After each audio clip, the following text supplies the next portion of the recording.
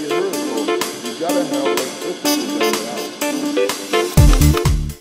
Before we get straight into the podcast, I just want to give a huge shout out to our sponsors, Declan Kirby GAA Star. Declan Kirby GAA Star Championship Journey. It's a series of GAA team children's books written by primary school teacher and GAA coach Michael Egan. You can check it out in the link in the description down below, of course, as well. Follow the trials and tribulations of Declan Kirby and his team at Smithgreen Gaelic Football Club, recently formed but promising GAA team. The book is now available in Easons and all good bookshops, so check it out in the description down below, and let's get straight into it. So Armagh 117, Roscommon 11 points. I'm here with Darragh O'Connor from the Sideline View. I suppose in the end, Darragh, it's a win for Armagh. They stay in Division 1. I suppose for yourself as a Roscommon fan, it's Division 2 football once again. Yeah, it's becoming too familiar now. Kind of just thinking going back to Division 2, it's almost somewhat a bit boring now, going up and down. You know, it's just bit predictable, but yeah, it was such a flat performance again today. Starting to think this is the second one I've done with you now, and you can nearly just play the Mayo one back. It was just so similar to that game. Like we started quite well. The first 10 minutes was quite good. I think 5-1 up. Kieran Murphy kicked a few points. Connor Cox got on the score sheet. Kieran Murphy kicked a few as well. So I was sitting there thinking, yeah, it's a really good start. Couldn't ask much more. And pretty much once that water break hit, Armagh just took complete control of that game and never looked like losing. Once they got that goal, I even kind of said to myself, this is going to be a long way back. You know, they just never looked like losing that game. We never looked like coming back. I think half time was as close as we got to them, maybe with 3 points. I don't think we ever even got to 2. So really disappointing. Again, this year, as I said, on the actual preview of before the league, would have been a huge target to finally stay up this year, and we haven't done it, and we deservedly go down.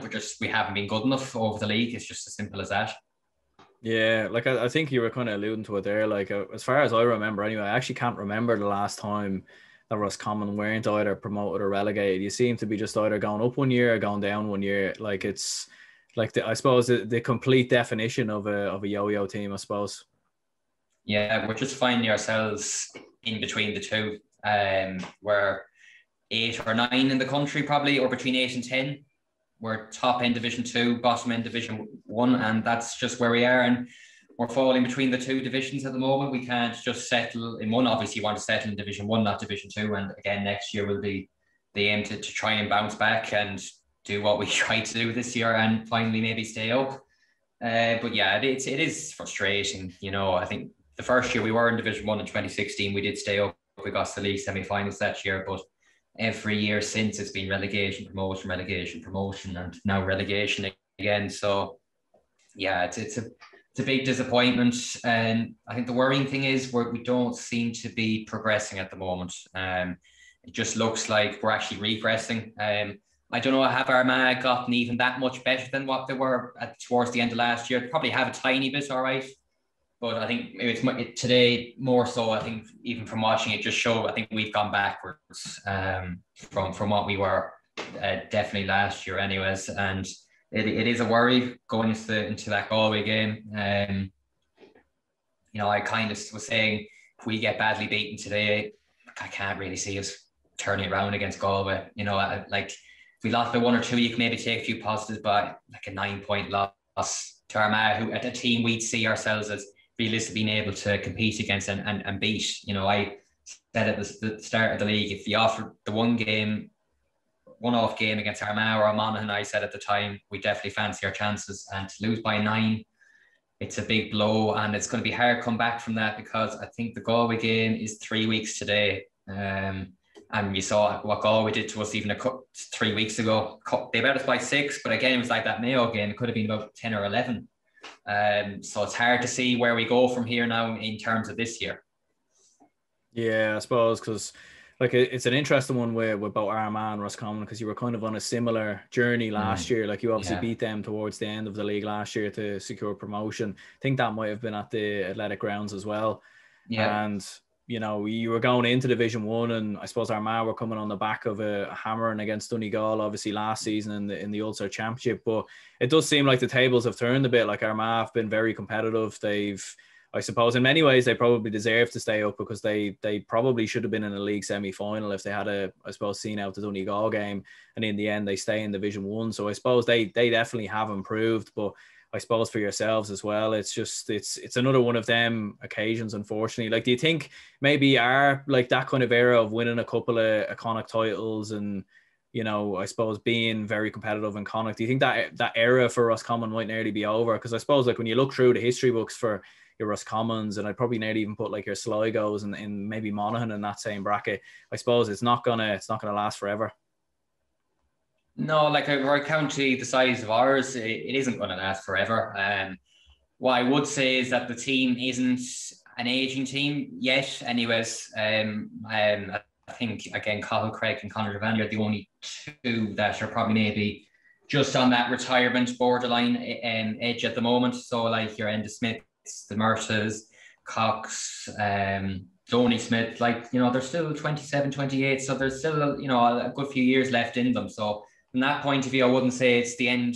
We're coming to the end, but there's just something missing at the moment. I don't know what it is. You know, looking at us even there today, I'm just looking like you're not excited watching us anymore. You know, it's just boring. It's laboured. It's slow. We don't know how to break down a blanket defence. It's been our Achilles heel a lot of the time. Just we lose ideas. And then the patience goes sometimes as well. If you're passing it back and forth 2 minutes, you're eager to get that shot away. You want the score. You don't want to nearly continue doing it.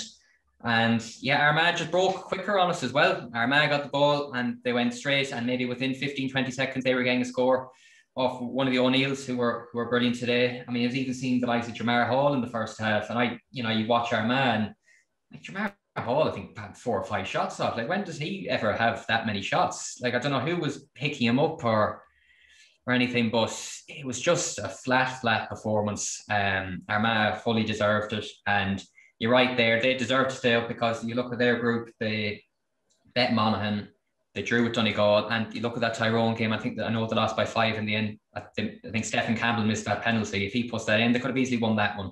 So I think Kevin McSay actually said at the end that you probably just that bit of confidence. Armagh, I've been the 3 games, and we've been, I suppose, well beaten in the end in our 3. I don't think it would have played a massive factor, because we've always been preparing for this game anyways. In the back of our heads, we would have known we would have been playing this relegation playoff and hoping to peak. But yeah, I don't know where we go from here at the moment. Yeah, like I suppose, because even in the second half, like obviously Armagh had that lead, and the start of the second half, like obviously he only hit, I think, 4 points. I think kicked 4 points in total in the second half, or 3 or 4 or something like that. I suppose for a team chasing the game, and I was kind of saying to you off camera there as well, like even when you were having goal chances, they were still going wide. It just seemed like one of those days where nothing worked, and everything you tried towards the end just didn't come off. Like even Conor Cox was hitting points wide as well, and chances you'd normally see him put over the bar. Yeah, because you're right. When you thinking there was 4 points the second half, and I'd say maybe 3 of them were frees. I don't know, did we kick one from play? So yeah, look, it's disappointing. You thought, I think the players knew as well they needed a goal. So you could just see the patience, they were losing the patience, and yeah, it was just really, really disappointing the way we just rolled over like we have done recently. Unfortunately, and it's a trait you don't want to associate with the team, because look back when Anthony Cunningham first came in, you know, there was that bit of steel even in that league campaign. We did get relegated in. I looked at that and I was thinking, you know, we'll go good in championship. We got relegated, but we were competitive in all the games, and you could see that in the Connacht championship against Mayo and Galway that time. So it's a big 3 weeks ahead. I think it's the first time the management team probably under pressure. I think it's the first time questions are being asked, and it's up to the team now. There'll be questions after this game. They have 3 weeks. put in a good performance against Galway. This is all forgotten about, and we can prepare for a kind of final against Mayo, and it'd be great hype out the team again. But I'd be worried going into that Galway game. I'd usually be confident going into definitely the last 3 or 4 years, the game against a Galway or Mayo, especially in the height. But it's the first year now. Unfortunately, I just can't see us pulling it off. Yeah, I suppose we'll have to see how the Galway Monaghan game finishes as well. Like, I think Galway are just edging out at the moment, so I think Monaghan might be joining us down in division. Oh, audio's not working. Hello. I can hear you now. Yeah. Oh, you've got me now. Yeah. No bother. Yeah. But yeah. Go ahead now. Yeah, I suppose we'll have to see how the Galway Monaghan game finishes as well, because obviously Galway are in front there at the moment, so it's looking like they'll bring a bit of momentum, I suppose, into the Roscommon game maybe, or they could very well join us in Division 2. We'll see what happens there. We'll see how it finishes up. But I suppose from an Armagh point of view, just to kind of touch on them a little bit, like with Rian O'Neill and Oisin O'Neill, I suppose they've shown some amount of quality at the moment. And where would you put them even going into the Ulster Championship? Because the Ulster Championship at the moment is a bit of a mess in many ways. Like Tyrone seems to be all over the place. Cavan are all over the place. Donegal, you don't really know if they're coming or going. I suppose there could be an opportunity there for Armagh, especially on their side of the draw, to cause a shock. Absolutely, yeah. I don't know actually the draw off the top of my head. Who have they got in the? I think that they've got Antrim, and then they play either Monaghan or Fermanagh in the semi-final. So yeah, I know that's definitely, if that's the draw, they'll definitely fancy their chance to get into final, because I mean, watching Tyrone yesterday, they were a shambles really at times. The way Kerry were going through them. Donegal, it's hard. We don't know if Michael Murphy's going to be fit, or what's the story with his injury. Monaghan as well seems to be just maybe a team at the moment that's starting to come to the end, but then trying to start again with a few new younger fellas, so it's hard to know where they are. And yeah, I mean, Cavan, I can't see them doing anything after yesterday's results. Cavan are just one of those teams that are hard to predict. Yeah. So definitely Armagh will see this as an opportunity, and maybe one that they have to take. How many opportunities will you get? A Tyrone team under new management.